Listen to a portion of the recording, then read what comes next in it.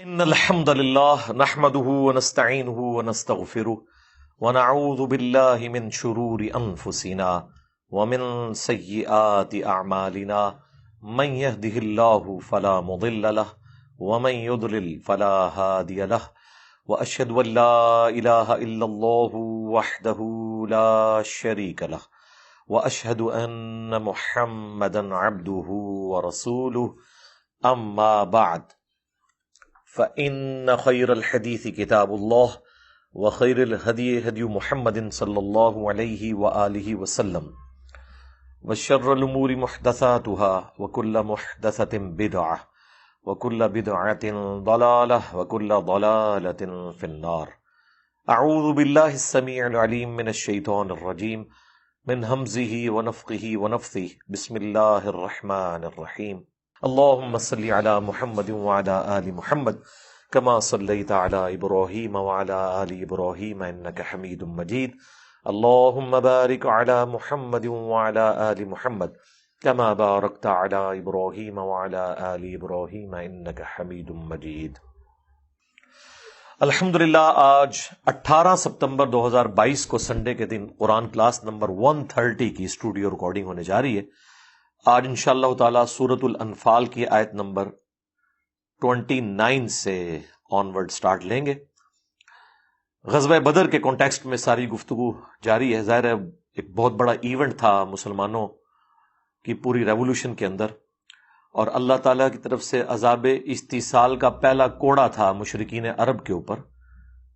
13 سال تک مکی قرآن کے اندر جس عذاب کی دھمکی دی گئی تھی اس کی پریکٹیکل ایگزیکیوشن کا ٹائم آ گیا تھا. تو غزوہ بدر ایک غیر معمولی جنگ تھی جس میں اللہ تعالیٰ نے مسلمانوں کو نہتہ ہونے کے باوجود فتح دی، اور یہ اللہ تعالیٰ نے خود پلان کیا کہ یہ نہتے رہیں. یہ نہیں کہ وہ اتنے غریب تھے کہ وہ 8 تلواریں لے کر نکلتے اور 3 گھوڑے لے کر نکلتے، نہیں، وہ تو نکلے تھے کسی اور کام کے لیے. اللہ تعالیٰ نے مسلمانوں کا ٹکراؤ کروا دیا کافروں کے ساتھ، 1000 کے لشکر کے ساتھ جو مکمل طور پر اسلحے سے لیس تھا. اب اسی کانٹیکسٹ میں یہ ساری گفتگو آگے چل رہی ہے، وہ انشاءاللہ آپ کو سمجھ آ جائے گی. اعوذ باللہ من الشیطان الرجیم. بسم اللہ الرحمن الرحیم. یا ایھا الذین آمنوا ان تتقوا اللہ یجعل لکم فرقانا. اے اہل ایمان، اگر تم تقوی کی روش اختیار کرو گے، اللہ تعالیٰ کا خوف رکھو گے، اللہ تعالیٰ کو سیریس لوگے، تو اللہ تعالیٰ تمہیں حق اور باطل میں تمیز کرنے کی قوت عطا کر دے گا. یہ بہت بڑی نعمت ہے. اکثر لوگ تو بےچارے پوری زندگی اس میں کاٹ دیتے ہیں کہ انہیں یہ نہیں پتا چلتا کہ سچ کیا ہے اور جھوٹ کیا ہے، کیونکہ جھوٹ بھی اتنا مزین کر کے پیش کیا جاتا ہے کہ آلموسٹ 19-20 کا ہی فرق نظر آ رہا ہوتا ہے، حالانکہ زمین و آسمان کا فرق ہے. لیکن یہ زمین و آسمان کا فرق اس کے لیے جسے سمجھ آ جائے، ورنہ حق اور باطل میں 19-20 کا ہی فرق ہے. اگر آپ کو سمجھ نہ آ رہی ہو تو دونوں پارٹیاں درست لگ رہی ہوتی ہیں. وَيُكَفِّرْ عَنْكُمْ سَيِّئَاتِكُمْ، اور وہ تمہارے گناہ تم سے دور کر دے گا، معاف فرما دے گا. وَيَغْفِرْ لَكُمْ، اور تمہیں بخش دے گا. وَاللَّهُ ذُو الْفَضْلِ الْعَظِيمِ، اور اللہ تعالیٰ فضل فرمانے والا ہے، بہت بڑا فضل فرمانے والا. اب نبی علیہ السلام کو بالخصوص مخاطب کر کے اور آپ کے ذریعے سے باقی اہل ایمان کو اللہ تعالیٰ اپنا احسان یاد کروا رہا ہے کہ یہ کتنا بڑا اللہ کا احسان اور معجزہ ہے کہ مشرکین عرب کے چنگل سے نکال کر صرف 125 مسلمانوں کو ہزاروں کے مقابلے میں اللہ تعالیٰ نے انہیں نکال کر مدینہ شریف میں ایک الٹرنیٹو پلیٹ فارم پرووائڈ کیا اور ان کے پاؤں یہاں پر مضبوط کیے. حالانکہ 125 بندے ایک بڑی قلیل تعداد تھی. اللہ تعالیٰ کی اگر مدد نہ ہوتی تو مشرکین عرب انہیں مکے ہی میں ختم کر دیتے. اس کی طرف یہاں پر اشارہ ہے کہ کیا کیا انہوں نے چالیں چلی. وَإِذْ يَمْكُرُ بِكَ الَّذِينَ كَفَرُوا، اور یاد کرو جب کافر تمہارے لیے خفیہ تدبیریں چھپ چھپ کر کرتے تھے. لِيُثْبِتُوكَ، تاکہ کسی طریقے سے آپ کو قیدی بنا دیں. یہ اسپیسیفکلی سنگولر کے سیغے سے رسول اللہ کو کہا جا رہا ہے، یہ جنرل نہیں ہے. اسپیسیفکلی یہ سنگولر کا سیغہ ہے، لیثبتوکا، ورنہ ہوتا لیثبتوکم نبی علیہ السلام کو. اے نبی تمہیں قید کر دیں، او یقتلوک یا تمہیں قتل کر دیں، او یخرجوک یا تمہیں جلا وطن کر دیں۔ یہ پلاننگ چل رہی تھی، یہ 3 پلان تھے، اور پلان کرتے کرتے 13 سال گزر گئے، الا یہ کہ اللہ تعالیٰ نے ایک آلٹرنیٹو بیس مدینہ شریف کی شکل میں دے دی، اور وہاں پر انصار مدینہ نے اسلام قبول کر لیا، اور وہ نبی علیہ السلام کو پریکٹیکلی لینے کے لیے مکہ شریف آ گئے، اور عباس بن عبد المطلب نے، چونکہ بنو ہاشم کے اس وقت کرتے دھرتے وہی تھے، انہوں نے رسول اللہ کو ان کے حوالے کیا، جو بیعت عقبہ ثانیہ ہوئی تھی اس میں۔ تو وہ 13 سال تک جو اللہ تعالیٰ نے کافروں کو رسول اللہ سے روک کر رکھا، ساری پلاننگ ان کی فیل کی۔ ورنہ مجھے بتائیں، اگر کافروں کو یہ پتا چل جاتا کہ جس شخص کو آج ہم رات کے اندھیرے میں ہجرت کے اوپر مجبور کر رہے ہیں، ایگزیکٹلی 8 سال کے بعد یہ فاتح مکہ بن کر اسی شہر میں داخل ہوگا، اس سے بڑھ کر اس کی وفات کے بعد اس کے ماننے والے دونوں بڑی سپر پاورز کو الٹ دیں گے، رومنز کو اور پرشینز کو۔ اگر یہ اس وقت ان کو بتایا بھی جاتا تب بھی انہوں نے اسے مذاق کے طور پر لینا تھا کہ یار یہ کیسے ہو سکتا ہے۔ لیکن جب اللہ کی غیبی تائید حاصل ہو تو اللہ تعالیٰ ایک مختصر سی جماعت سے اتنی بڑی ریولوشن برپا کر سکتا ہے، اور اللہ تعالیٰ ہمیشہ کرواتا ایسا ہی ہے تاکہ وہ یہ چیز انشور کرے کہ اس تمام ریولوشن کے پیچھے میں کھڑا ہوں۔ اگر رومنز یا پرشین میں نبی علیہ السلام تشریف لے آتے اور باقی دنیا پہ ان کا غلبہ ہو جاتا تو لوگ کہتے کہ کیا ہوا، کوئی اتنی بڑی بات نہیں، ایک سپر پاور کا ایکسپلوژن تھا، ایک اچھا لیڈر مل گیا۔ لیکن وہ بدو جنہیں کسی مول نہیں پوچھتے تھے، رومنز اور پرشین، ٹھیک ہے، غلاموں کی طرح ٹریٹ کرتے تھے تجارت کے دنوں میں بھی، ان عرب کے لوگوں کو اللہ تعالیٰ نے کس طریقے سے ان کے اوپر مسلط کیا، جن کے پاس اس طرح کی ریزروڈ آرمیز بھی نہیں تھی، ریسورسز بھی اس طرح کے نہیں تھے جتنے کہ ان کے پاس تھے۔ تو یہ اللہ کا بڑا فضل ہے نبی علیہ السلام ان کی جماعت کے اوپر۔ تو اللہ تعالیٰ ہمارا اے نبی یہ چالیں چل رہے تھے تاکہ آپ کو قید کر دیں، یا آپ کو قتل کر دیں یعنی شہید کر دیں، یا آپ کو یہاں سے جلا وطن کر دیں۔ وَيَمْكُرُونَ، اور وہ یہ خفیہ تدبیریں کر رہے تھے، وَيَمْكُرُ اللَّهُ، اور اللہ بھی اپنی خفیہ تدبیر فرما رہا تھا۔ ویسے لفظی ترجمہ تو مکر ہے کہ وہ بھی مکر کر رہے تھے، اور اللہ کی شیان شان جو مکر ہے، جس کے لیے ہم اردو میں ذرا زیادہ سوفسٹیکیٹڈ لفظ استعمال کرتے ہیں، خفیہ تدبیر۔ ادروائز کو مکر بھی لفظ استعمال کر لے کوئی گستاخی نہیں ہے۔ یہ خام خواہ بریلویوں نے الفاظ کے چناؤ کو انہوں نے نا ایک اتنا بڑا ہنگامہ کھڑا کر دیا ہے، گستاخی کا کہہ کے قرآن سے ہی دور کر دیا ہے۔ یعنی اتنا جھگڑا کیا، وہ کہتے ہیں بسم اللہ کا ترجمہ اگر آپ نے کیا نا شروع اللہ کے نام سے تو یہ ترجمہ غلط ہے، کیونکہ یہ تو شروع سے شروع ہوا ہے، آپ نے ترجمہ کرنا ہے اللہ کے نام سے شروع۔ تو میں نے پھر انہیں کہا تھا رکو ذرا، صبر کرو، تمہارے اعتبار سے تو بسم اللہ بھی غلط ہے، کیونکہ بسم اللہ میں تو اللہ بعد میں آ رہا ہے، آئے ہو نا داڑھ تھلے، ہاں، اور تمہاری بسم اللہ بھی ہم تمہیں بنا دیتے ہیں عربی میں، اللہ الذی باسمہ ابدہ، اللہ ہے وہ ہستی جس کے نام سے میں شروع کرتا ہوں۔ تو بریلویوں کی بسم اللہ یہ ہونی چاہیے، اللہ پہلے آ گیا نا۔ تو بسم اللہ کا ترجمہ اگر کوئی یوں کرتا ہے کہ 7 نام اللہ کے، تو یہ لفظی ترجمہ ہے، بالکل درست ہے۔ شروع اللہ کے نام سے کوئی حرج نہیں ہے، کوئی شیطان کے نام سے تو شروع نہیں ہوا۔ یہاں پہ بھی وہ کہتے ہیں جی دیکھیں نہیں، انہوں نے بڑے گستاخانہ ترجمے دیوبندیوں نے کر دیے، اہل حدیث نے، انہوں نے کہا کہ وہ بھی مکر کر رہے تھے، اللہ بھی مکر فرماتا ہے، تو یہ کتنی بڑی گستاخی ہے۔ تو یہ گستاخی تو قرآن میں ہوئی بھی ہے۔ وہ کہتے ہیں نہیں، قرآن میں نا اصل میں وہ عربی میں لفظ جو ہے نا وہ مکر، وہ نٹوریس نہیں ہوتا۔ میرے بھائی جب عربی میں نہیں ہوتا اور اردو میں کوئی لفظ استعمال کر رہا ہے تو وہ اللہ کا ماننے والا ہے، تو وہ نٹوریس تو یوز نہیں کر رہا۔ اردو تو کوئی زبان ہی نہیں ہے، ادھاری زبان، کچھ الفاظ عربی کے، کچھ فارسی کے، جو زبان ہی ادھاری ہے اس میں آپ کوئی بھی لفظ استعمال کر لیں، کوئی مسئلہ نہیں ہے، آپ اس کو عربی کا ہی تصور کریں نا۔ آلموسٹ سارے 40% اردو کے الفاظ عربی والے ہیں،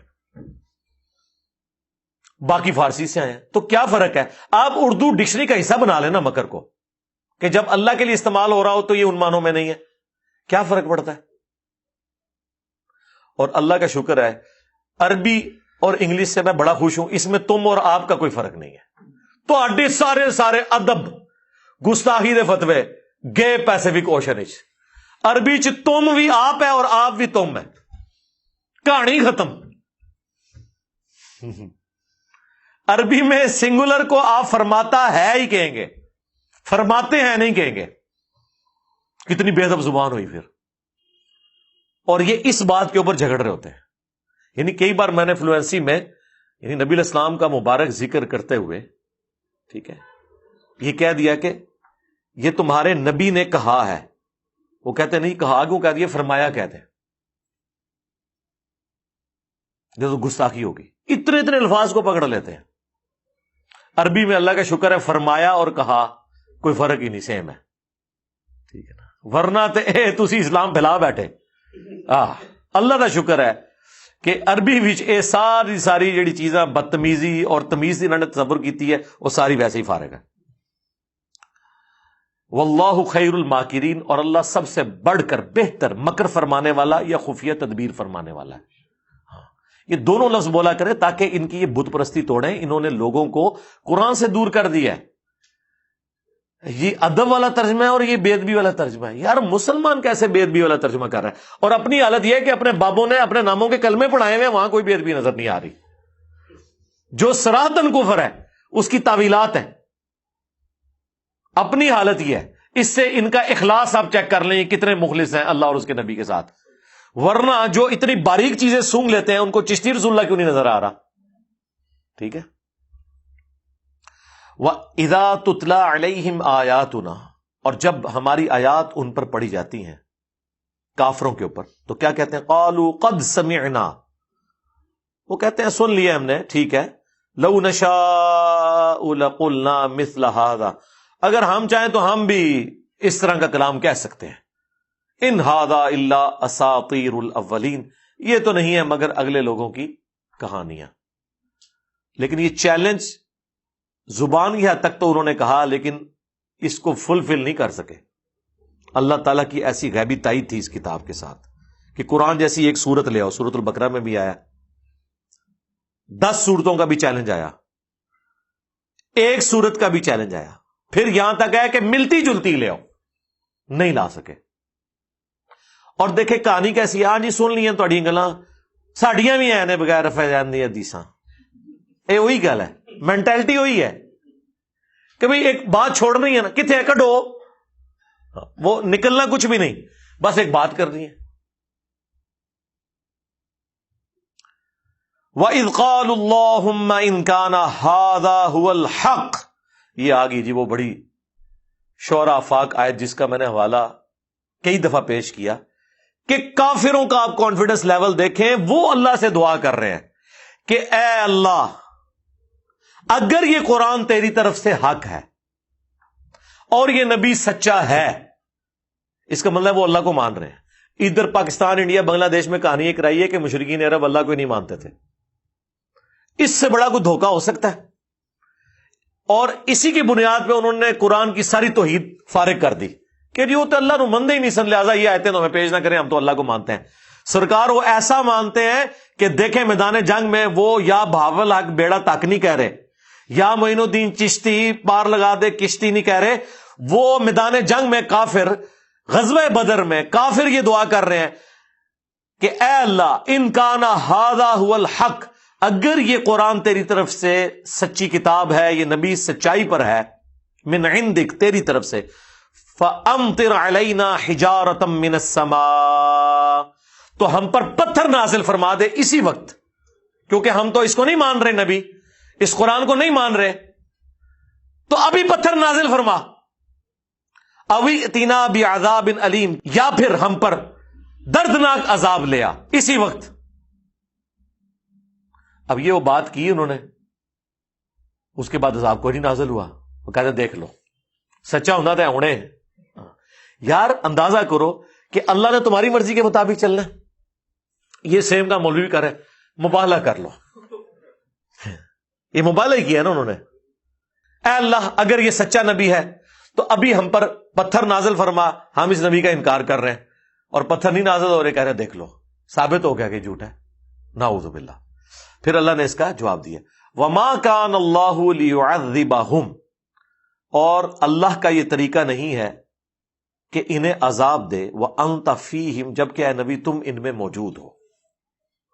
ہاں، یہ اللہ کی سنت ہے کہ اللہ تعالی عذاب اس وقت نازل کرتا ہے جب اہل ایمان کو اس بستی سے نکال لیتا ہے۔ ویسے تو اللہ کے لیے کوئی مشکل نہیں کہ اہل ایمان اور ایمان والے اور غیر مسلم ایک جگہ ہوں اور اللہ کی طرف سے عذاب آئے تو صرف ان پر آئے کہ جو کافر ہیں اور باقی بچ جائیں، لیکن اللہ کی سنت یہ نہیں ہے۔ اللہ اہل ایمان کو ہمیشہ یہ پروٹوکول دیتا ہے کہ نوح علیہ السلام اور اہل ایمان 78 کے قریب کشتی میں سوار کیے، وہاں سے نکال لیا ان کو، باقیوں کو برباد کر دیا۔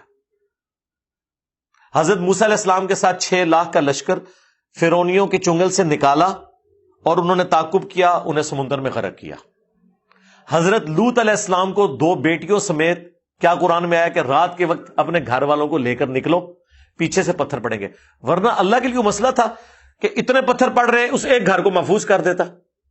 ہمارے لیے تو یہ کوآرڈینیٹس لوکیٹ کرنا مسئلہ ہے نا کہ ہمیں ڈرون پھینکنے پڑیں گے کہ ایتھے لگے ہوتے نہ لگے، اللہ کے لیے تو مسئلہ نہیں، لیکن یہ اللہ کی سنت ہے۔ جس طرح اللہ کی یہ سنت ہے کہ وہ پیغمبروں کے ذریعے اپنی منشا انسانوں تک پہنچاتا ہے، اللہ پیغمبروں کا محتاج نہیں ہے، لیکن طریقہ اس نے اڈاپٹ یہی کیا ہے۔ طریقہ اس کا یہی ہے کہ پانی پینے سے ہی پیاس بجھے گی، دروشی پڑھنے سے نہیں، ہاں، کھانا کھانے سے ہی پیٹ بھرے گا، سبحان اللہ کہنے سے نہیں۔ یہ اللہ نے اسباب کے ساتھ دنیا کو جوڑا ہوا ہے۔ تو یہ بھی اللہ کی سنت ہے کہ جب تک اہل ایمان وہاں موجود ہوتے ہیں تو اللہ تعالیٰ عذاب نازل نہیں فرماتا۔ تو اسپیسیفکلی یہ مکے کے اعتبار سے ہے کہ جب تک مکے میں رسول اللہ تھے صلی اللہ علیہ وآلہ وسلم، اس وقت یہ کہتے تھے یا اللہ عذاب نازل فرما، اور رسول اللہ تو وہاں موجود تھے۔ پھر اللہ نے کیسی پلاننگ کی، نبی علیہ السلام ان کے ساتھیوں کو نکالا، مکے سے نکال لیا نا، اور مکے سارے پہ بھی عذاب نہیں بھیجا، کیونکہ وہاں پہ کچھ لوگ تھے جو دل میں ایمان رکھتے تھے لیکن کلمہ نہیں پڑھتے تھے، ان کے ظلم کے ڈر کی وجہ سے۔ اس کا ذکر بھی سورہ نساء میں موجود ہے کہ اگر اللہ تعالیٰ ایسا کوئی معاملہ کرے گا تو پھر ایسے لوگوں کے اوپر بھی معاملہ ہو جائے گا جو اپنا ایمان چھپائے بیٹھے ہیں، تمہیں بھی نہیں پتا ان کے بارے میں۔ تو اللہ تعالیٰ نے کیا کیا کہ جس طرح فرعونیوں کو اپنے محلات سے نکال کر سمندر میں غرق کیا نا، اہل مکہ کو مکے سے نکال کر بدر میں غرق کیا مسلمانوں کے ہاتھوں۔ ان کو وہاں سے نکال لیا تاکہ باقی مکے والے بچ جائیں، اگر ان میں کوئی ایمان والے موجود ہیں تو وہ اس زد میں نہ آئے عذاب کی، اور اہل ایمان کو یہاں پر لا کے کھڑا کیا۔ تو اللہ تعالیٰ فرما رہے کہ وہ ہم اس لیے عذاب نہیں وہاں پہ نازل کر رہے تھے کہ اے نبی تم ان میں موجود تھے۔ وما کان اللہ معذبہم وہم یستغفرون، اور اللہ تعالیٰ ان کو بھی عذاب نہیں دے گا جبکہ ان میں ایسے لوگ موجود ہوں جو اللہ سے ڈرنے والے، استغفار کرنے والے ہوں۔ یعنی اہل ایمان اللہ کے نزدیک اتنے امپورٹنٹ ہیں کہ اہل ایمان اگر کسی بستی میں موجود ہو نا تو اللہ تعالیٰ ان کی وجہ سے پوری بستی پہ عذاب بھی نہیں بھیجتا۔ ہاں، لیکن ایک بات ہے، جب پوائنٹ آف نو ریٹرن کے اوپر معاملات پہنچ جائیں پھر عذاب آ جاتا ہے۔ وہ جامعہ ترمذی میں حدیث ہے کہ اگر کسی بستی میں گناہ ہوتے ہوں اور وہاں کے لوگ ان گناہوں پر قادر ہوں کہ انہیں روکیں اور وہ لوگوں کو منع نہ کریں تو اللہ کا عذاب پھر ساروں پہ آ جاتا ہے۔ دنیا میں عذاب میں وہ بھی رگڑے میں آ جاتے ہیں، ہاں آخرت میں اللہ تعالیٰ اہل ایمان کو بچا لے گا، دنیا میں رگڑا سب کا نکل جائے گا۔ لیکن یہاں تو اہل ایمان وہ تھے جو دعوت کا کام بھی کر رہے تھے۔ وَمَا لَهُمْ أَلَّا يُعَذِّبَهُمُ اللَّهُ۔ اچھا، مجھے ضمناً یاد آ گیا، یہ آیت حاضر و ناظر پہ پیش کر رہے ہوتے ہیں کہ اے نبی جب تک تم ان میں موجود ہو تو ہم ان پر عذاب نہیں بھیجیں گے۔ وہ کہتے ہیں جو مسلمانوں پہ عذاب نہیں آ رہا تو رسول اللہ ہمیں موجود ہیں، پتہ نہیں انہیں منگولوں کا عذاب کیوں نہیں نظر آ رہا۔ اس منگول کی بات نہیں ہو رہی، او وڈے منگول جڑے کافر منگول سن، جنہوں نے اینٹ سے اینٹ بجا دی سلطنت عباسیہ کی، بغداد کو تباہ و برباد کر دیا، سارے بزرگان دین، سارے بزرگان بے دین سارے ورڈ کے رکھ چھڑے، وہ اللہ کا عذاب نہیں آیا تھا؟ عذاب آیا۔ وہ جو نبی اسلام کی دعا ہے نا صحیح مسلم میں کہ اے اللہ میری امت پہ ایسا عذاب نہ بھیجنا کہ پوری امت ہی تباہ ہو جائے۔ کیونکہ اگلی امتوں میں جب عذاب آتا تھا نا تو صرف اہل ایمان بچائے جاتے تھے، باقی سارے تباہ ہو جاتے تھے. اس طرح کا کوئی عذاب اس امت میں نہیں آئے گا. یہ نہیں کہ عذاب نہیں آئیں گے، عذاب آئے ہیں. بخاری میں موجود ہے قرب قیامت میں خنزیر اور بندروں کی شکلیں بھی بنیں گی لوگوں کی. اور آپ کو لوگ وہ فخریہ بتا رہے ہوتے ہیں جی بنی اسرائیل بندر بن گئے تھے، اس امت میں ابھی تک کوئی نہیں ہماری شکلیں بگڑی. جی بگڑن یہ انتظار کرو، ٹائم آ لین دو. ہاں اوور آل پوری امت نہیں ہوگی، یہ ہے دعا. باقی عذاب تو ہے، ہمیشہ ہمارے اوپر عذاب نازل ہوتے رہے مسلمانوں کے اوپر. سب سے بڑا عذاب ملوکیت، زبان بندی، ظلم، استحصال حکمرانوں کے ذریعے صدیوں تک ہوتا رہا، ابھی بھی ہو رہا ہے. آڑ بھی سارا سیلاب غریبوں کی طرف جاتا ہے اور امیر جو ہیں وہ خوشحالی کی زندگی گزار رہے ہیں. ہاں پھر اینڈ رزلٹ یہ ہوتا ہے کہ ان کی تعفن شدہ لاشوں کی بدبو کی وجہ سے ہم سائے بتاتے ہیں کہ یہ 3 دن پہلے مر گیا تھا اور بچے نے زہر دے کے مار دیا اور اسٹامپ پیپر پہ سائن کروا کے تو اس نے زمین اپنے نام لگوا لی. یہ ان کا اینڈ ہوتا ہے ان امیر لوگوں کا جو غریبوں کا استحصال کر رہے ہوتے ہیں. تو عذاب آتا ہے، یہ بے فکر ہیں آپ، بچنا کوئی نہیں کسی نے. دنیا میں نہ آیا آخرت میں تو آنا ہے. وَمَا لَهُمْ أَلَّا يُعَذِّبَهُمُ اللَّهُ، اب کیا وجہ ہے کہ ان کے لیے عذاب نہ آئے. وَهُمْ يَصُدُّونَ عَنِ الْمَسْجِدِ الْحَرَامِ، جبکہ ان مشرکین عرب کا یہ حال ہے کہ لوگوں کو مسجد حرام میں داخل ہونے سے، نماز پڑھنے سے اہل توحید کو روکتے ہیں. وَمَا كَانُوا أَوْلِيَاءَ، جبکہ وہ اس مسجد حرام کے متولی بھی نہیں ہیں. حالانکہ متولی تو تھے لیکن وہ اللہ کے کھاتے میں متولی نہیں ہے. اللہ کی نظر میں حقیقتاً متولی کعبے کے وہ ہیں جو اہل ایمان ہیں. اگرچہ پریکٹیکلی قبضہ کافروں کا تھا لیکن اللہ تعالیٰ کہتا ہے یہ اہل ہی نہیں ہے. جس طرح حضرت نوح علیہ السلام نے جب کہا کہ یہ میرا بیٹا ہے، بیگوٹن سن تھا، اللہ نے فرمایا تیرا بیٹا نہیں ہے. یہ کیسے ہو سکتا ہے کہ ایک بیگوٹن سن ہے، سلبی بیٹا ہے، صرف اس نے ایمان قبول نہیں کیا اور اللہ تعالیٰ ہمارا تیرا بیٹا ہی نہیں ہے. پھر اللہ نے ساتھ فرمایا اس لیے کہ اس کے اعمال غیروں والے ہیں. یہاں پہ بھی دیکھیں، چاہے وہ قریش مکہ تھے، اولاد ابراہیم تھے، بنو اسماعیل تھے، اللہ تعالیٰ کے برگزیدہ پیغمبر کی اولاد تھے، لیکن اللہ نے کہا یہ اہل ہی نہیں ہے کہ متولی ہوں حرم شریف کے. کون اہل ہوں گے؟ ان اولیاء الا المتقون، اس کے متولی ہونے کے حقدار تو صرف وہ لوگ ہیں جو اللہ کا تقوی اختیار رکھنے والے ہیں. وَلَٰكِنَّ أَكْثَرَهُمْ لَا يَعْلَمُونَ، لیکن اکثریت اس حقیقت کو نہیں جانتی. آج بھی یہی ہے. آپ کیا سمجھتے ہیں کہ یہ مساجد کے متولی یہ علماء ہونے چاہیے جو ممبروں سے یہ بات بیان کر رہے ہیں کہ قرآن حدیث ڈائریکٹ نہ پڑھنا گمراہ ہو جاؤ گے؟ یار آج تک کسی انگریزی کے پروفیسر نے کہا کہ آکسفورڈ کی ڈکشنری ڈائریکٹ نہ پڑھنا گمراہ ہو جاؤ گے. میری بچیاں کانوینٹ میں پڑھتی ہیں، پہلی کلاس سے وہ ڈکشنری لگوا دیتے ہیں. ہمیں انجینئرنگ کر کے اتنی انگریزی نہیں آتی ہے جو ان کو میٹرک سے پہلے آ گئی ہوتی ہے، کیونکہ ہم تو وہ انجینئرنگ کی لینگویج کی انگلش پڑھی ہوئی ہوتی ہے، لٹریچر کی انگریزی تو ہماری اتنی مضبوط نہیں ہوتی. وہ تو فخریہ بچوں کو کہتے ہیں کہ بھئی استاد اپنی ڈیوٹی سے عہدہ برآں ہو جاتا ہے بچوں کو ڈکشنری کے ساتھ جوڑ کے. تو چھوٹی چھوٹی بچیاں وہ خود ڈکشنری سے الفاظ دیکھتی ہیں، میچ کرتی ہیں. ہاں جی یہ کتاب میں یہ لفظ آیا تھا اس کا مطلب ہے. وہاں کسی عالم دین کا ڈر ان کو نہیں ہوتا، کسی مفتی کا، کسی مجتہد کا ڈر نہیں ہوتا کہ کہیں ڈکشنری سے کوئی اور ہی مطلب نہ لے لے جو صرف بزرگان دین نہیں لینا تھا.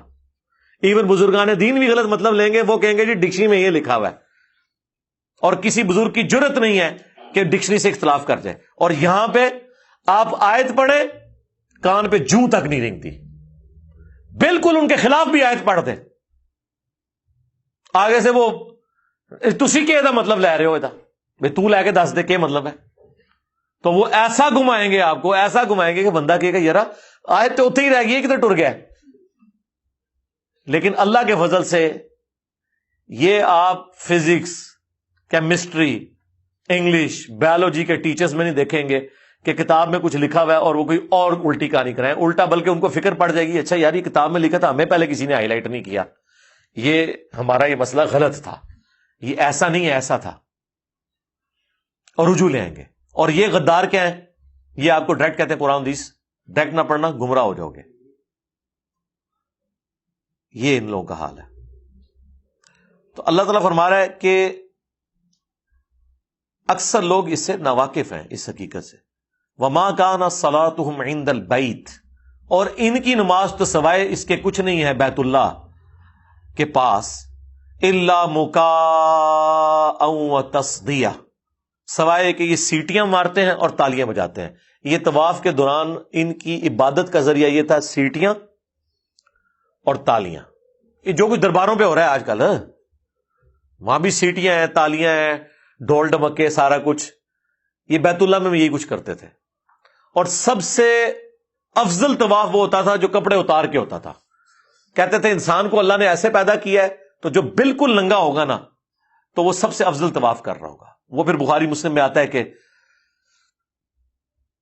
9 ہجری کے اندر حضرت ابوبکر کو نبی علیہ السلام نے امیر حج بنا کر بھیجا تھا، اور پیچھے سے سورہ توبہ کی آیات نازل ہوئی، حضرت علی کو بھیجا، اور نبی علیہ السلام کی طرف سے انہوں نے مناح کے میدان میں اناؤنسمنٹ کی کہ آج یہ آخری حج ہے جو مشرکین اور مسلمانوں نے اکٹھا کیا ہے. آئندہ سے کوئی مشرک خانہ کعبے کی سرزمین میں داخل نہیں ہوگا اور کوئی ننگا طواف نہیں کرے گا. یہ ساری کی ساری بدعت ختم، کیونکہ اگلے سال نبی علیہ السلام نے پھر حج کروانے کے لیے آنا تھا 10 ہجری میں، لہذا پہلے اناؤنسمنٹ ہو گئی. تو یہ سیٹیاں اور تالیاں. فذوقوا العذاب بما کنتم تکفرون، تو چکھو اب عذاب اس کفر کے سبب جو تم کیا کرتے تھے. یعنی یہ غزوہ بدر میں اب جو تمہاری پٹائی ہونے والی ہے نا، یہ اللہ کا عذاب استیصال ہے جو انبیاء کا انکار کرنے پر آتا تھا، جو میں شروع میں بتا چکا. ان الذین کفروا ينفقون اموالهم لیصدوا عن سبیل اللہ، بے شک جن لوگوں نے کفر کیا وہ خرچ کرتے ہیں اپنا مال اس کام کے لیے کہ لوگوں کو اللہ کے راستے سے روکے. یعنی اس کا مطلب ہے کہ پیسہ جو ہے نا وہ مخالف پارٹی کو بھی خرچ کرنا پڑ رہا ہے، صرف دیندار لوگوں کو نہیں، بے دینوں کو بھی پیسہ خرچ کرنا پڑ رہا ہے. لیکن فرق یہ ہے کہ یہ پیسہ خرچ کرتے ہیں دین کی سربلندی کے لیے، اور وہ خرچ کرتے ہیں کسی طریقے سے لوگوں کو روک دیں دین سے. تو مجھے بتائیں آج کل جو آپ کے دین کے کسٹوڈین ہیں، یہ پیسہ کس کام کے لیے خرچ کر رہے ہیں؟ یہ بھی اسی کام کے لیے کر رہے ہیں. اتنی محنت سے 25-30 ہزار روپیہ دے کے آپ مولوی بلواتے ہیں تقریر کرنے کے لیے. تقریر وہ یہ کر کے جاتا ہے کہ فقہ حنفی ٹھیک ہے، قرآن و حدیث غلط ہے. ٹوٹل اس کی تقریر یہ ہوتی ہے. ظاہر یہ بول کے تو نہیں کہے گا، ورنہ تو سروائیول ہی نہیں اس کی. لیکن وہ پوری کی پورے یہ معاملات کر رہا ہوتا ہے، کوئی آیت، کوئی حدیث، کوئی ریفرنس نہیں بیان کرے گا، اور اپنے پیسے بھی پورے لے کے چلا جائے گا. کسٹوڈین بنے ہوئے. تو دین کے اوپر، اپنی بے دینی کے اوپر خرچ سارے کر رہے ہیں. تو اللہ تعالیٰ ہمارے کافروں کا حال یہ ہے کہ وہ بھی مال خرچ کرتے ہیں، لیکن اینڈ رزلٹ یہ ہے کہ اللہ کے راستے سے روکتے ہیں. فَسَيُنْفِقُونَهَا، اور یہ اس طرح آندہ بھی خرچ کرتے رہیں گے. ثُمَّ تَكُونُ عَلَيْهِمْ حَسْرَةٌ، اور پھر اینڈ رزلٹ یہ ہوگا کہ یہ سارا مال بھی ان کا گیا، اور قیامت والے دن یہ حسرت بن جائے گا کہ اتنا خرچہ کیا ہم نے. اور وہ قرآن میں آتا ہے نا، حاجیوں کو پانی پلاتے تھے، حاجیوں کی خدمت کرتے تھے اللہ کو خوش کرنے کے لیے. تو اللہ تعالیٰ نے فرمایا کہ تم نے حاجیوں کو کھانا کھلانا اور پانی پلانا توحید کے برابر سمجھ لیا ہے. نو، جب اللہ ہی کو نہ مانا تو اس کے نام کی صدقہ خیرات کرنے کا کوئی فائدہ نہیں ہے جب تک خدا کو اسرا نہ مانا جیسا کہ ماننے کا حق ہے. تو اللہ تمہارا یہ حسرت بن جائے گا ان کا مال.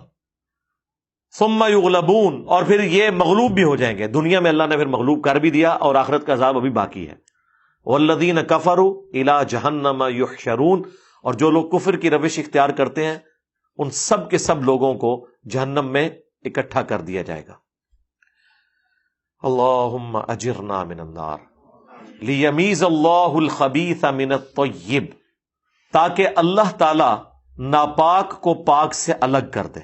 یعنی جو دنیا میں یہ کشاکش ہے نا حق اور باطل کی تمیز، اس کا اینڈ رزلٹ یہ ہوتا ہے کہ اہل حق ایک طرف اور اہل باطل دوسری طرف ہو جاتے ہیں. وَيَجْعَلَ الْخَبِيثَ بَعْضَهُ عَلَى بَعْضٍ، اور سب ناپاکوں کو ایک دوسرے کے اوپر اکٹھا کر دے. فَيَرْكُمَهُ جَمِيعًا، ان سب کے سب لوگوں کو ایک جگہ اکٹھا کر دے، بعض خبیثوں کو بعض کے ساتھ. فَيَجْعَلَهُ فِي جَهَنَّمَ، اور پھر سب کو جہنم میں اکٹھا کر کے ڈالے. أُولَئِكَ هُمُ الْخَاسِرُونَ، یہی لوگ ہیں خسارہ اٹھانے والے. اچھا، دنیا میں بھی آپ دیکھیں گے کہ جو اہل ایمان ہے اور جو ایمان کی روش پہ چلنے والے ہیں، ان کی کمپنی بھی انہی لوگوں کے ساتھ ہوتی ہے، اور جو باغی ہیں ان کی کمپنی باغی لوگوں کے ساتھ ہوتی ہے. کو ایگزسٹ کر ہی نہیں سکتے اللہ کے ماننے والے اور اللہ کے باغی، یہ نیچرل چیز ہے، نیور. اور اگر یہ کسی بندے کے اندر کو ایگزسٹ کیے ہوئے ہیں نام لیے بغیر، کہ وہ اللہ کے باغیوں کے ساتھ بھی اس نے بڑے اچھے تعلقات بنا کے رکھے ہوئے ہیں، اور دیندار لوگوں میں بھی بڑا اس کا مرتبہ ہے، تو سمجھ لیں یہ منافق اعظم ہے. ہاں، یہ سمپل ٹھیک ہے. وہ بظاہر تو عالم دین ہے، دینی پیشوا ہے، لیکن وہ ساری پارٹیوں کو جو خوش کیے ہوئے ہے، یہ ہو نہیں سکتا کہ کسی پیغمبر سے تو یہ کام نہ ہو سکے کہ اللہ کے باغی اور اللہ کے ماننے والے اس پہ اکٹھے ہوں. اور یہ کوئی اتنا بڑا کوئی ترم خان ہے کہ اس نے کوئی ایسی ایکٹیویٹی پرفارم کر لی ہے کہ اللہ کے دشمن اور اللہ کے دوست دونوں ہی اسے محبوب رکھے ہوئے ہیں. دنیا میں صرف منافق ایسا ہوتا ہے جس سے سارے خوش ہوں، پیغمبر سے بھی سارے خوش ہوتے ہیں. کتنا مشکل وقت پیغمبروں نے اپنے اپنے زمانے میں دیکھا ہے، تو کیا ان میں کوئی عیب ہوتا ہے؟ لوگ ان کو گالیاں نہیں نکالتے، ان کے قتل کے فتوے نہیں جاری کرتے، ان کی بیویوں کے اوپر تہمت نہیں لگاتے. کس کس تکلیف سے پیغمبروں کو گزرنا پڑتا ہے، کئی تو پیغمبر شہید بھی ہوئے. تو کیا ان کی تعلیمات میں کوئی خرابی تھی؟ ان کے بتانے کے انداز میں کوئی فرق رہ گیا تھا؟ یا ان کے اندر کمپیٹنسی کا کوئی لیول نہیں تھا جو آج کے علماء کے اندر موجود ہے، کہ وہ ظہر کی نماز ایک پولیٹیکل لیڈر کو پڑھا رہے ہوتے ہیں، عصر کی نماز اس کے مخالف لیڈر کو پڑھا رہے ہوتے ہیں، اور عشاء کی نماز میں ایک تیسرے لیڈر کے گھر جا کے اس کی مسجد میں دعائیں خیر کر رہے ہوتے ہیں. ساروں کو خوش کیا ہوتا ہے انہوں نے. تو آپ سمجھ لیں کہ وہ پھر اس دین کے راستے کے اوپر نہیں ہے، وہ کمپرومائز کیے ہوئے ہیں. قل للذین کفروا، اے نبی کافروں سے فرما دو، ان ينتهوا، اگر اب بھی تم باز آ جاؤ، یغفر لهم ما قد سلف، اللہ تعالیٰ پچھلا سارا سب کچھ کھاتا معاف کر دے گا. یہ ہے اللہ کی رحمت. یارا 13 سال مکی تکلیفیں دیں نبی الاسلام کو، ان کے ساتھیوں کو، پھر بھی اینڈ پہ ایک آفر دی جا رہی ہے کہ ابھی بھی توبہ کر لو، سب معاف. یہ اللہ کی رحمت ہے.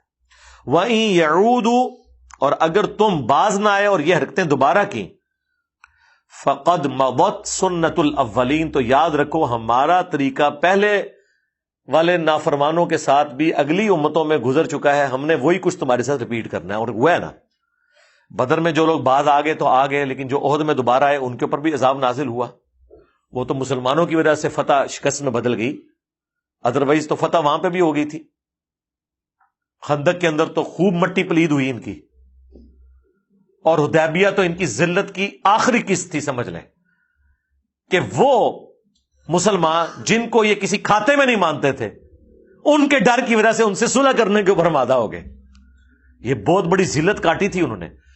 حدیبیہ رسول اللہ کی فتح کا دن تھا. فتح مکہ تو بعد میں ہوئی نا، اسی لیے نبی علیہ السلام کو اللہ تعالیٰ نے صلح حدیبیہ کے موقع پر فرمایا تھا انا فتحنا لک فتحا مبینا. سورہ فتح ادھر نازل ہوئی ہے. آج تو ہم نے آپ کو روشن فتح دے دی ہے. کیوں؟ انہوں نے مان لیا ہے کہ بھائی گل ود گئی ہے. ہاں تبھی تو بھائی، ابھی تک تو ان کی بدماشی یہ تھی کہ بدر میں مسلمانوں کو مارنے آگے اتنی دور سے، احد میں مارنے آگے، خندق میں تو ساروں کو جمع کر کے پورا عرب چڑھا دیا. اور کہاں یہ حالت کہ وہ صلح کرنے کے اوپر آمادہ ہو گئے. اور دیکھ لیں وہ 6 ہجری میں صلح حدیبیہ ہوئی، 7 میں غزوہ خیبر ہوئی، 8 میں فتح مکہ ہو گئی. اور 8 ہجری میں فتح مکہ سے 3 مہینے کے بعد غزوہ حنین، آخری جنگ مشرکین عرب کے ساتھ، عربیوں کا سارے کا سارا معاملہ ختم ہو گیا، اور پھر وہ دعوت ایکسپورٹ ہوئی باہر. وَقَاتِلُوهُمْ حَتَّى لَا تَكُونَ فِتْنَةٌ وَيَكُونَ الدِّينُ كُلُّهُ لِلَّهِ، اور اے مسلمانوں ان کافروں کے ساتھ قتال اب جاری رکھنا ہے یہاں تک کہ فتنہ ختم نہ ہو جائے اور دین سارے کا سارا اللہ کے لیے ہو جائے. یعنی جب تک اسلام کو فتح نصیب نہیں ہوتی الٹیمیٹ کہ یہ مکمل طور پر مغلوب ہو جائے، اس وقت تک آپ نے قتال روکنا نہیں ہے. یہ بدر کے موقع پر فرمایا جا رہا تھا تاکہ مسلمانوں کو پتہ چل جائے کہ بدر ایک بیٹل فیلڈ ہے، جنگ ختم نہیں ہوگی جب تک کہ فتح مکہ نہ ہو جائے. جنگ مسلسل جاری رہی ہے. 2 ہجری میں بیٹل آف بدر ہے، ایک معرکہ ہوا ہے کافروں کا اور مسلمانوں کا.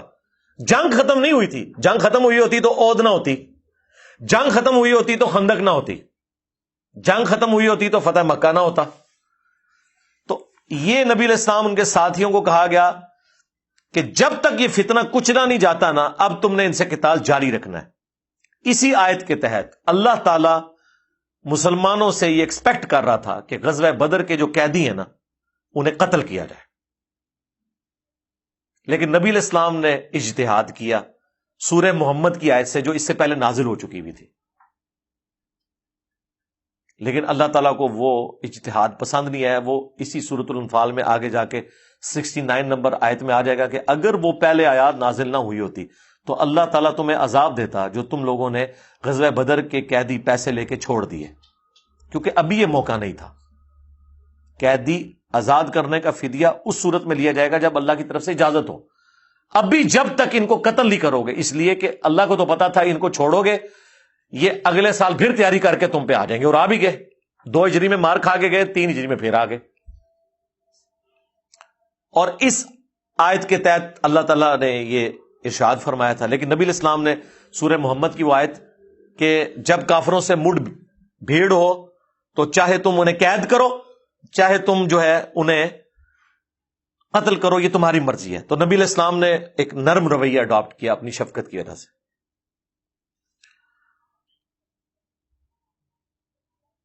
فَإِن تَهَوْا فَإِنَّ اللَّهَ بِمَا يَعْمَلُونَ بَصِيرٌ، اور اگر وہ باز آ جائیں تو یقیناً اللہ تعالی خوب دیکھنے والا ہے جو وہ اعمال کرتے ہیں. یعنی اگر وہ باز آ جاتے ہیں اپنی اصلاح کر لیتے ہیں تو اللہ تعالیٰ پھر اس معاملے میں ان کے لیے کوئی درگزر کی روش اختیار فرما سکتا ہے. وَإِن تَوَلَّوْا، اور اگر وہ روگردانی کریں، فَاعْلَمُوا، تو خوب جان لو، ان اللہ مولاکم، بے شک اللہ تمہارا پشت پناہ ہے. نعم المولا و نعم النصیر، کیا ہی بہترین وہ پشت پناہ ہے، کیا ہی بہترین مددگار ہے. اس پہ پارہ نمبر 9 مکمل ہوا. اور یہ وہ آیت کا ٹکڑا ہے جو مسلمانوں کے ہاں بڑا رائج ہے.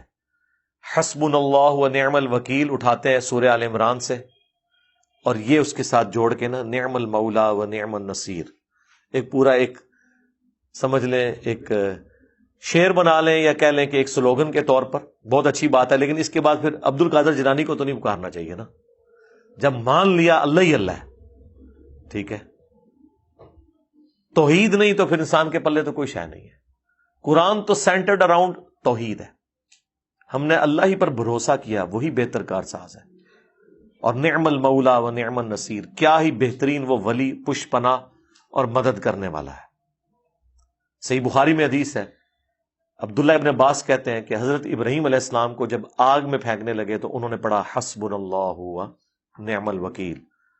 اور تمہارے نبی علیہ السلام پہ بھی جب مشکل وقت آتا تھا تو وہ بھی یہی کہتے تھے حسبنا اللہ و نعم الوکیل. تو یہ اللہ تعالیٰ کی طرف سے ایک اسماء اعظم میں سے ہے. اس کے بعد اب پارہ نمبر 10 شروع ہو رہا ہے سورۃ الانفال کی آیت نمبر 41. اس میں خمس کا ذکر آ رہا ہے. یہ خمس کی ٹرمنالوجی شیعہ کے ہاں تو کافی ریناؤنڈ ہے، بلکہ ان کے علماء کا پورا دھندا ہی اس کے اوپر چل رہا ہے. جس طرح اہل سنت کے علماء کا دھندا سارے کا سارا زکوٰۃ اور فطرہ کے اوپر، قربانی کی کھالوں کے اوپر، اور جمراتیں اور برسیاں ان کے اوپر چل رہا ہے نا، اس طرح شیعہ کے ہاں جو ہے نا وہ ذرا بڑے لیول کا کاپا پروگرام ہے وہ خمس ہے، کیونکہ زکوٰۃ تو صرف 2.5% ہے، یہ 20% ہے۔ زکوٰۃ 100 روپے میں 2.5 روپے ہے، اور خمس جو ہے 100 روپے میں 20 روپے ہے، اور وہ ان کے علماء لیتے ہیں اور وہ کہتے ہیں قرآن کے اندر موجود ہے، یہ ہم نے لینا ہے اور اس کے بعد اس کو ہم نے خرچ کرنا ہے۔ پوچھیں کس کے اوپر؟ تو کہیں گے سید کے اوپر، اور وہ سید وہ خود ہوں گے۔ غریب سیدوں کو کوئی پوچھ نہیں۔ ہمارے پاس کوئی سید آتا ہے نا تو میں تو پھر ایسے لوگوں کو جو لوگ خمس اکٹھا کر رہے ہیں ان کے پاس بھیجتا ہوں کہ وہ سید ہے جنہوں نے خمس اکٹھا کیا، کیونکہ ہم تو خمس نہیں اکٹھا کر رہے، تو وہ آپ کے نام پہ انہوں نے اکٹھا کیا ہوا ہے، تو لیں ان سے جا کے۔ ہم بھی جس لیول تک مدد کر سکتے ہیں کریں گے، زکوٰۃ میں سے تو نہیں کر سکتے، وہ تو واضح ہے، اجماع ہے امت کا، احادیث ہے بخاری مسلم میں کہ آل محمد کے اوپر صدقہ حرام ہے، یہ مال کا میل ہے، اور اہل البیت کے اوپر یہ حرام ہے۔ اہل البیت کے لیے اللہ تعالیٰ نے زکوٰۃ کے ایکویلنٹ خمس کا نظام رکھ دیا۔ مال غنیمت کے اندر 5واں ایک سمجھ لیں حصہ، 5واں حصہ سے مراد ہے 20%، یعنی اس کے کل 5 حصے کیے جائیں پوری رقم کے، تو 1 حصہ اللہ اور اس کے رسول کے لیے خمس، تو ظاہر ہے 5 میں سے 1 ہوگا تو 100 میں سے وہ 20 بنیں گے۔ کنے 20 دے 100 ہوندے نے؟ 5 20 دے، تو یاد رکھنا بھی آسان ہے۔ تو خمس جو ہے وہ 20% ہے اور حصہ وہ 5واں ہے۔ جس طرح زکوٰۃ 2.5% ہے لیکن حصہ 40واں ہے، کیونکہ 100 کو ڈیوائڈ کریں 40 کے اوپر تو 2.5 بنتا ہے۔ تو یہ خمس مال غنیمت میں اہل سنت کے ہاں جو احادیث ملتی ہیں وہ تو بالکل واضح ہے کہ یہ مال غنیمت میں حصہ ہے، اس کے علاوہ عام بندے نے اپنے مال میں سے خمس نہیں دینا۔ وہ بخاری اور مسلم دونوں میں حدیث ہے کہ نبی علیہ السلام کے پاس جب بھی لوگ اسلام قبول کرنے آتے تھے تو جس طرح وہ حدیثیں ہیں نا کہ اسلام کی بنیاد 5 چیزوں کے اوپر ہے، کلمہ توحید اور رسول اللہ کی رسالت کا اقرار کرنا، دوسری چیز نماز، تیسری زکوٰۃ، چوتھی حج اگر استطاعت ہو، اور 5ویں رمضان کے روزے۔ اسی طریقے سے بخاری مسلم میں یہ 4 چیزوں کا ذکر بھی ہے۔ جب تک کہ رمضان کے روزے اور حج فرض نہیں ہوا تھا تو نبی علیہ السلام فرماتے تھے کہ اللہ کا اب حق ہے اسلام قبول کرنے کے بعد کہ تم گواہی دو کہ اللہ کے سوا کوئی معبود نہیں، محمد اس کے رسول ہیں۔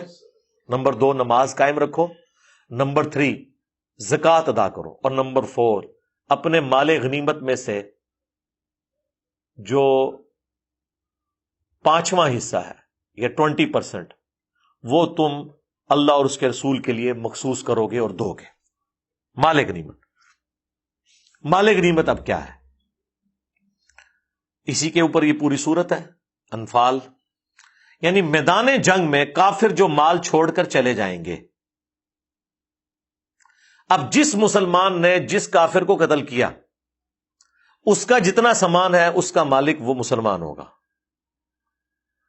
اور اس کے وہ کرے گا 5 حصے، ان میں سے 1 حصہ بیت المال میں اہل البیت کے لیے جمع کروائے گا، اس لیے کہ اہل البیت کے لیے زکوٰۃ تو حرام ہے، تو اللہ تعالیٰ نے اپنے حصے میں سے ان کو رکھ لیا کیونکہ وہ اللہ کے چنے ہوئے لوگ ہیں۔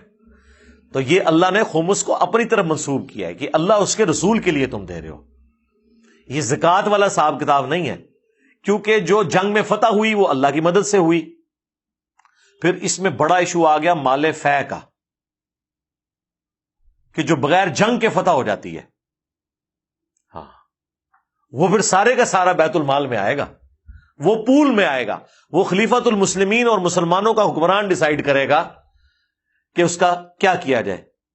وہ سورۃ الحشر میں جا کے ذکر آئے گا، کیونکہ وہ اللہ تعالیٰ فرماتا ہے یہ تو میری وجہ سے ہوا، اگر جنگ بھی نہیں ہوئی اور میں نے روب ڈلوا کے تمہیں فتح دے دی تو اب وہ جو کافر جو کچھ چھوڑ کے گئے ہیں وہ جنگ کے بغیر تمہارے آتا ہے، وہ سارے کا سارا بیت المال میں آئے گا، اور پھر خلیفۃ المسلمین اور اس وقت رسول اللہ صلی اللہ علیہ وآلہ وسلم یہ ڈیسائیڈ کریں گے مال فے کو کس طریقے سے خرچ کرنا ہے۔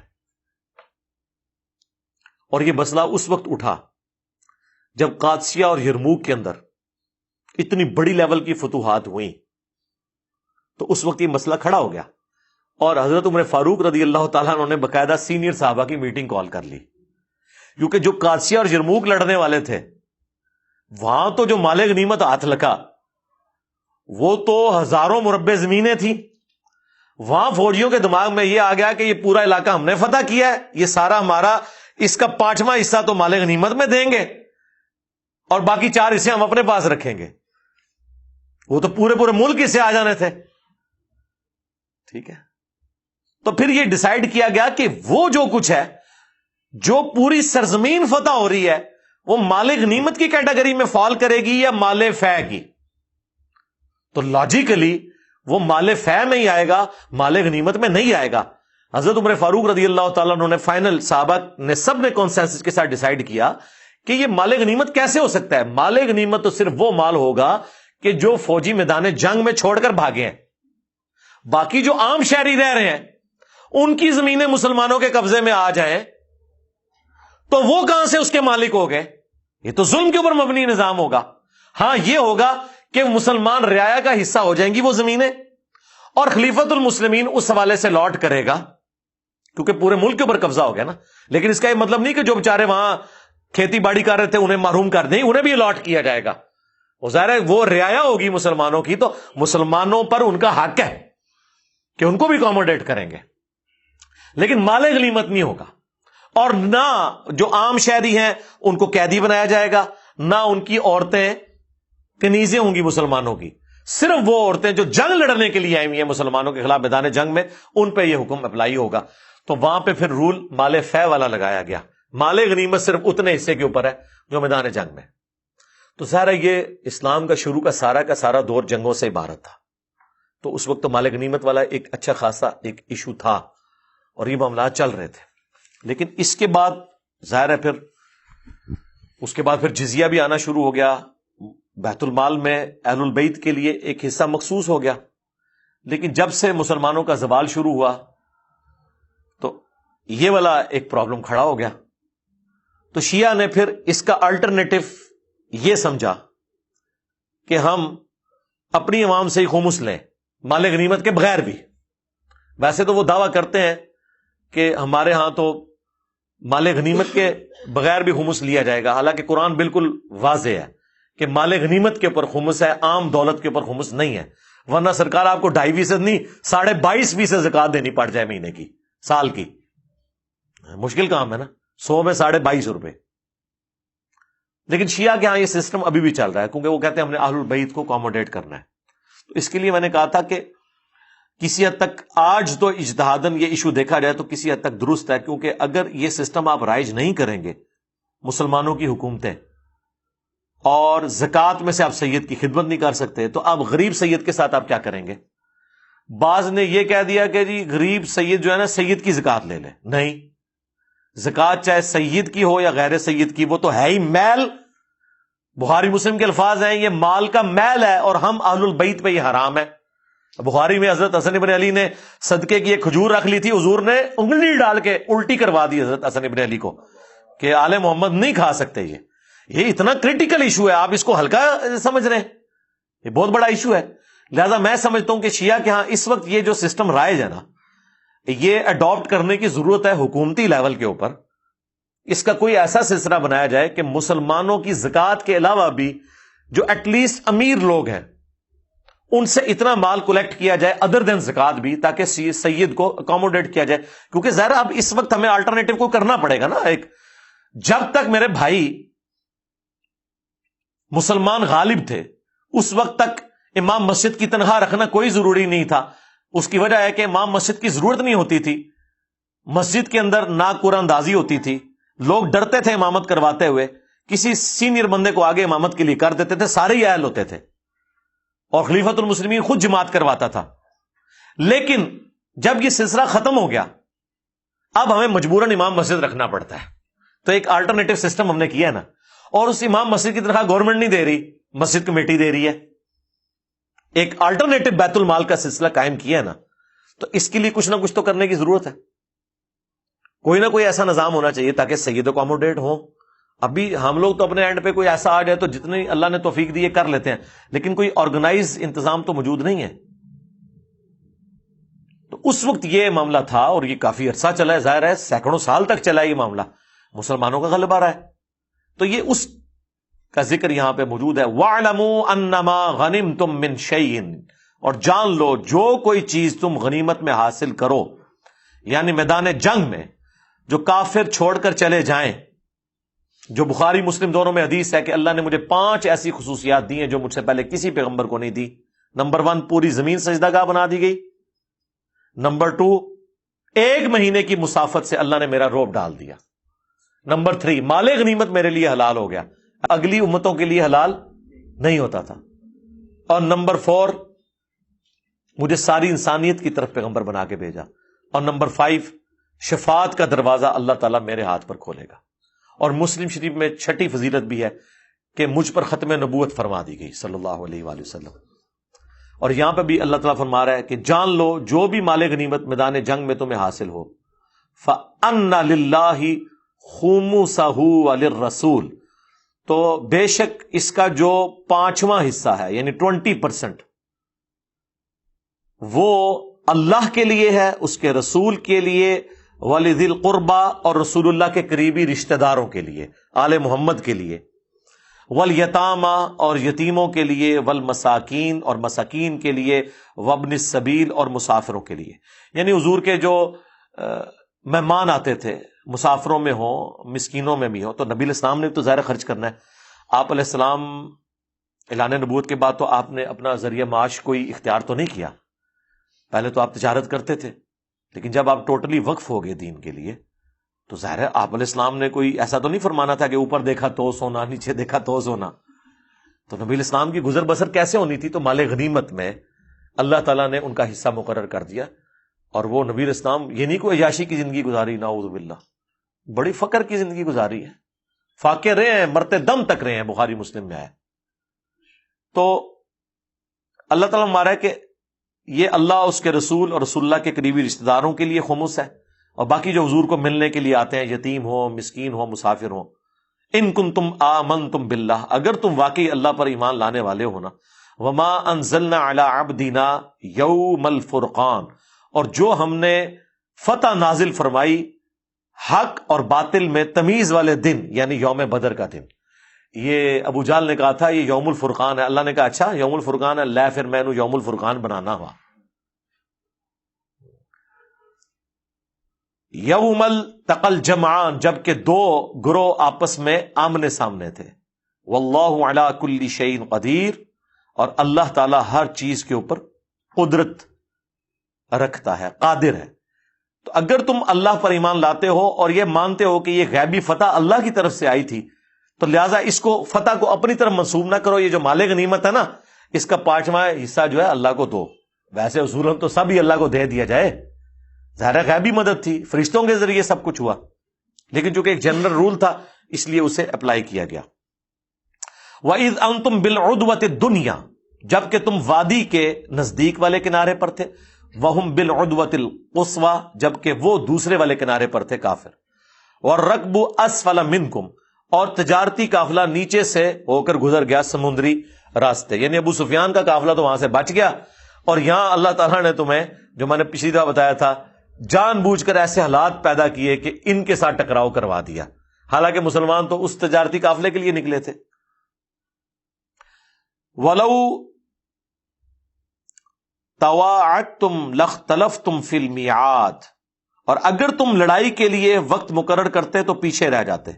وَلَٰكِن لِّيَقْضِيَ اللَّهُ أَمْرًا كَانَ مَفْعُولًا، بلکہ یہ تو اللہ تعالی کا ارادہ تھا کہ جنگ کرے، اور وہ کام اس نے جو پورا کرنا تھا وہ پورا کر دیا. یعنی اللہ تعالیٰ ہمارا اتنی ٹائمنگ سیٹ کی ہے، واقعی ٹائمنگ تو سیٹ ہوئی ہے.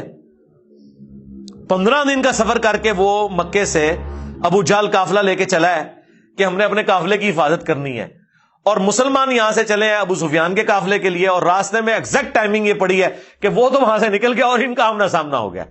اللہ تعالیٰ ہمارا اگر تم پلان کر کے بھی نکلتے نا، کوئی سٹاپ واچ لگا کے بھی، تب بھی ایگزیکٹلی دونوں بدر میں اکٹھے نہیں ہو سکتے تھے. یہ اللہ نے پلان کے ذریعے تمہیں اکٹھا کیا ہے. یہ سب کچھ غیبی طور پہ ہو رہا تھا، اس ذہن میں رکھیے گا. اور یہ کیوں ہوا؟ لِيَهْلِكَ مَنْ هَلَكَ عَنْ بَيِّنَةٍ، تاکہ جو ہلاک ہو وہ دلیل دیکھ کے ہلاک ہو. وَيَحْيَا مَنْ حَيَّ عَنْ بَيِّنَةٍ، اور جو زندہ رہے وہ دلیل دیکھ کر زندہ رہے، جو مرا دلیل سے مرا، اور جو زندہ ہوا وہ دلیل کے ساتھ زندہ ہوا۔ یعنی اللہ تعالیٰ دکھا دینا، اب یہ اتنی بڑی دلیل تھی، ہونا تو چاہیے تھا جو کافر بچ گئے تھے وہ یہ سب کچھ دیکھ کے اسلام لے آتے، کچھ لے بھی آئے بعد میں، لیکن کچھ پھر احد کے اندر قتل ہوئے، توفیق نہیں ملی۔ وَإِنَّ اللَّهَ لَسَمِيعٌ عَلِيمٌ، اور بے شک اللہ تعالیٰ ضرور سننے والا ہے، علم والا ہے۔ تو یہ اللہ تعالیٰ نے اس غیبی مارکے کو اس حوالے سے اسٹیبلش کیا تاکہ عذاب استیصال کی پہلی قسط ملے انہیں، اور وہ ملی جناب۔ 70 سردار قتل ہو گئے قریش کے، وہ قریش جو عرب کے ڈان تھے، جنہوں نے کبھی سوچے نہیں تھا کہ ہمارے ساتھ بھی کوئی لڑ سکتا ہے۔ دوسری طرف سمجھ لیں گدی نشین، اللہ کی درگاہ کے گدی نشین، قریش کا قافلہ بھی پورے عرب میں کوئی نہیں لوٹتا تھا، کیونکہ وہ کہتے تھے کہ ہمارے قبیلے کے بت رکھے ہوئے ہیں کعبے کے اندر، یہ اٹھا کے پرے پھینک دیں گے۔ وہ بےچارے اپنے خداؤں کی حفاظت کے لیے ان کا احترام کرتے تھے۔ ہاں، اس کا پھر اللہ نے احسان جتایا نا، لِإِيلَافِ قُرَيْشٍ إِيلَافِهِمْ رِحْلَةَ الشِّتَاءِ وَالصَّيْفِ۔ یہ یقین کریں جب میں سورہ قریش پڑھتا ہوں نا تو عجیب سوز و گداز کی کیفیت طاری ہو جاتی ہے کہ یہ قریش کے لوگ اس کا سوچ سمجھ سکتے ہیں، جن کو اللہ تعالیٰ نے فرمایا کہ اس میرے گھر کا صدقہ تم کھا رہے ہو، ٹھیک ہے، تم آزادانہ گرمیوں میں بھی اور سردیوں میں بھی یمن کا سفر کرتے ہو، تجارت کرتے ہو، تمہیں کوئی خوف اور غم نہیں ہوتا اس گھر والے کے مالک کی وجہ سے، تو پھر عبادت کرو۔ فَلْيَعْبُدُوا رَبَّ هَذَا الْبَيْتِ، تو پس عبادت کرو اس گھر کے رب کی، الَّذِي أَطْعَمَهُم مِّن جُوعٍ وَآمَنَهُم مِّن خَوْفٍ، جس نے تمہیں بھوک میں کھلایا اور خوف کی حالت میں جب قافلے لوٹے جاتے تھے امن دیا۔ کس وجہ سے؟ کعبے کا متولی ہونے کی وجہ سے۔ تو قریش بہرحال ان کی بدبختی کے سب سے اینڈ پہ مسلمان ہوئے، لیکن پھر خوشبختی یہ ہے کہ پھر سرکار انہوں نے قرضہ سارا اتارا ہے، آئے تو اینڈ پہ ہیں، لیکن پھر اللہ نے انہی قریش کے ذریعے قادسیہ میں پرشین کے ہاتھی اتروائے بنو تمیم کے ذریعے، اور یرموک کے اندر اللہ تعالیٰ نے رومنز کے اوپر انہی قریش مکہ کو مسلط کیا۔ جب تک قریش نے اسلام قبول نہیں کیا نا، عرب کی باؤنڈری سے اسلام باہر نہیں نکلا۔ اور یہی بات میں اپنے سارے سٹوڈنٹس کو، یہاں علماء کو سمجھاتا ہوں کہ جب تک مسلمانوں کی جو اکثریت ہے سب کانٹیننٹ میں، صوفیاء کا طبقہ، حنفی کہہ لیں، دیوبندی کہہ لیں، بریلوی کہہ لیں، جب تک یہ حق بات قبول نہیں کرتے اس وقت تک کوئی اسلامک نظام کی باتیں کرنا، خلافت کا سسٹم، تو یہ علمی شہوت ہے جو بیٹھ کے ویلاگز میں آپ پوری کریں، نکلنا ہے جو کچھ بھی نہیں۔ ہاں، جب تک یہ مزار نہیں توڑتے آپ کوئی مزار نہیں توڑوا سکتے، چاہے پوری آرمی بھی لگا دیں، وہ اگلے دن خود دوبارہ تعمیر کر لیں گے، اور وہ تعداد میں اتنے زیادہ ہیں کہ وہ صرف پیشاب ہی کرے نا، ہاں، تو اس کا اینڈ رزلٹ آپ کے سامنے آ جائے۔ تو پھر ہونا چاہیے جو بخاری میں آیا کہ خالد ابن ولید بت توڑنے والوں میں آگے آگے تھے، ہاں، اور اکرما آ گیا تھا تلوار کے نیچے، لیکن پرانی یاری تھی تو انہوں نے کہا اکرما آج میں نے کوئی لحاظ نہیں تیرا کرنا، بہتر ہے کہ چپ کر کے کنی کترا کے نکل جائے تو۔ وہ تو پھر اللہ نے ان کی قسمت میں ایمان لکھا تھا۔ بحری جہاز کے سفر میں سنن نسائی میں آتا ہے، جب وہ قافلہ ڈوبنے لگا ادھر ساروں نے اللہ کو پکارا، انہوں نے کہا یار یہی تو بات رسول اللہ کرتے ہیں، تو اگر مجھے آج اللہ نے نجات دے دی تو میں مسلمان ہو جاؤں گا۔ واپس آ کے اسلام قبول کر لیا۔ باپ امت کا فرعون ہے اور بیٹا اکرمہ بن ابی جہل وہ رضی اللہ عنہ ہے، اور پھر چند سالوں کی زندگی ان کی اسلام میں گزری ہے، آلموسٹ 3 یا 4 سال کی۔ 13 ہجری کے اندر جنگ یرموک میں شہید ہو گئے،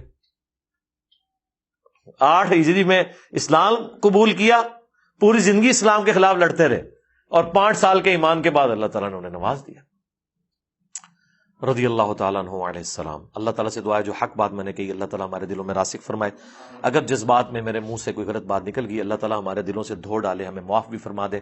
سبحانک اللہم و بحمدک، اشہد ان لا الہ الا انت، استغفرک و اتوب الیک، وما علینا الا البلاغ المبین۔